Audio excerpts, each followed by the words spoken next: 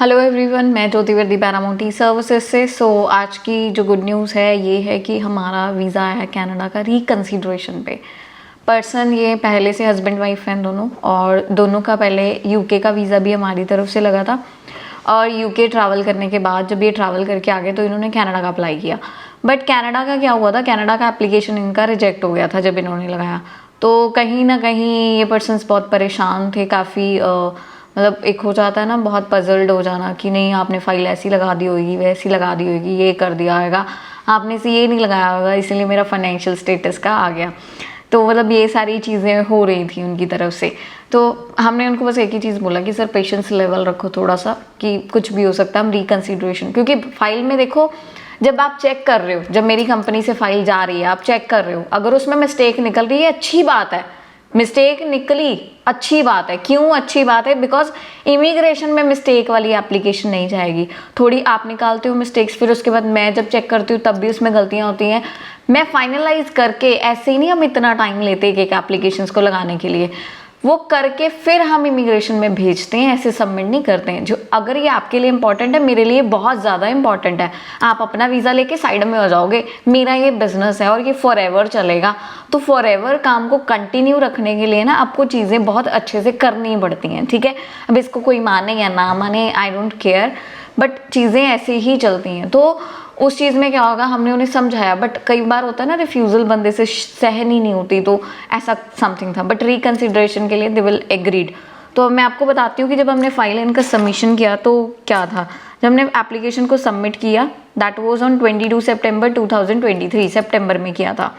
फिर उसके बाद इनका जो था 22 सितंबर के बाद 10 सितंबर को इनका रिजेक्शन आ गया। ये जो लेटर है ये रिजेक्शन लेटर है इनकी, और ये पहले वाली बायोमेट्रिक की। फिर उसके बाद इनका रिकन्सिडरेशन में डाल दिया। रिकन्सिडरेशन के बाद इनका एप्लीकेशन का ओरिजिनल पासपोर्ट रिक्वेस्ट आज 31 अक्टूबर को आया। तो हम देख सकते हैं कि रिकन्सिडरेशन पे जो वीज़ा रेशो वो बहुत अच्छे चल रहे हैं। क्योंकि देखो अभी भी यहाँ पे बायोमेट्रिक की डेट शो हो रही है। ये फर्स्ट टाइम ये एप्लीकेशन फाइल हुई थी, 29 सितंबर को बायो हुआ था, और 10 अक्टूबर को इनका रिजल्ट, मतलब 11 दिनों में इनकी रिफ्यूज़ल आ गई थी। फिर उसके बाद जब हमने 10 अक्टूबर के बाद इनका रिकन्सिडरेशन डाला, 1-2 दिन में जब ये एग्रीड हुए, तो देन 31 मतलब विद इन 20-21 डेज इनका जो है ओरिजिनल पासपोर्ट रिक्वेस्ट आ गया। तो अगर आपने एप्लीकेशन पे मेहनत अच्छी करी है तभी आप एम्बेसी को कुछ ना कुछ पूछ सकते हो, बिना ऐसे किया आप पूछ नहीं सकते। तो आपको चीज़ों को सिर्फ और सिर्फ लॉजिकली और प्रेजेंटेशन में अच्छा करना है, ठीक है। ये टेंशनें थोड़ी सी भूल जाया करो कि कवरिंग में आपने ये लाइन ऐसे क्यों लिख दी, इसको ऐसे कर दो। रोने धोने वाले कवरिंग से एम्बेसी कभी भी इम्प्रेस नहीं होती है। तो हम लोग जैसे बनाते हैं ना, वो हमें पता है कि हम किस लॉजिक से बना रहे हैं। तो सारी चीज़ें क्लियर कट होनी चाहिए एप्लीकेशन में, सारी चीज़ें प्रॉपर ट्रांसपेरेंट होनी चाहिए, तभी आपको जो है एक पॉजिटिव रिप्लाई मिल सकता है। हो सकता है वो रिप्लाई पहली बार में मिले, हो सकता है वो रिप्लाई 10वीं बार में मिले, बट स्टिल मिलता है। जिन लोगों ने हमारे साथ पेशेंस के साथ रहे हैं उनको रिजल्ट्स मिले हैं।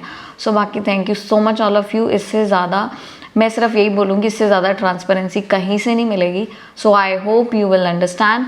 जिनकी एप्लीकेशन रिसेंट रिफ्यूज़ हुई हैं उनको भी टेंशन लेने की ज़रूरत नहीं है, रिकन्सिडरेशन कर सकते हैं, उनकी एप्लीकेशन को न्यूली भी फाइल्ड कर सकते हैं। बट एक चांस रिकन्सिडरेशन में लेना मेरे हिसाब से गलत नहीं होगा, अगर हम अकॉर्डिंग टू इमिग्रेशन क्लियरेंस कर रहे हैं तो। बाकी इमिग्रेशन के ऊपर है, कई बार रिकन्सिडरेशन एक्सेप्ट करती है, कई बार नहीं भी करती, कई बार डिनाई कर देती है। तो depends on the high commission.